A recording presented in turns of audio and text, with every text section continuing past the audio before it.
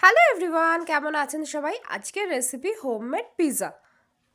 তার জন্য প্রথমে উষ্ণ গরম জল করে তাতে 1 চামচ চিনি এবং 1 চামচ ইস্টটাকে মিশিয়ে 10 মিনিটের জন্য অ্যাক্টিভেট করতে রেখে দিতে হবে। ইস্টটা যে অ্যাক্টিভেট হয়ে যাবে তার মধ্যে 1 কাপ ময়দা মিশিয়ে ভালো করে মেখে তাতে অল্প করে সাদা তেল দিয়ে মাখিয়ে রেখে দিতে হবে 1 ঘন্টার জন্য। 1 ঘন্টা পরে ময়দাটা ভালো করে ফুলে উঠবে, ভালো করে ময়ম করে নিতে হবে। তারপরে আমরা 4টে পিৎজার আকারে শেপ করে নেব।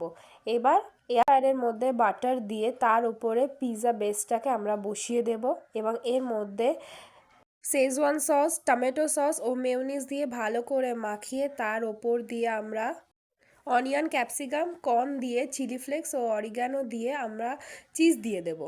ভালো করে চিজটাকে গ্রেট করা হয়ে গেলে এটাকে 150 ডিগ্রিতে 10 মিনিটের জন্য বেক করে নেব। অন্যদিকে আরেকটা পিৎজা আমরা সেম পদ্ধতিতে মাইক্রোওভেনও করে নেব। যতক্ষণে এটা রেডি হচ্ছে ততক্ষণ তোমরা আমার চ্যানেলটাকে সাবস্ক্রাইব করে নাও এবং আমার ভিডিওগুলোকে লাইক শেয়ার করতে ভুলো না যেন। আমার ভিডিওটা কেমন লাগে নিচে অবশ্যই কমেন্টসে জানিও। আমি চেষ্টা করব তোমাদের কমেন্টসে রিপ্লাই দেওয়ার। মাইক্রোওভেনও 170 ডিগ্রিতে 5 মিনিট বেক করে নিলেই তৈরি হয়ে যাবে পিৎজা। আজকের মতন চলি, টাটা, বাই বাই। আবার আসবো অন্য কোনো দিন অন্য একটি ভিডিও নিয়ে। ততক্ষণ পর্যন্ত তোমরা সবাই খুব ভালো থেকো, টাটা।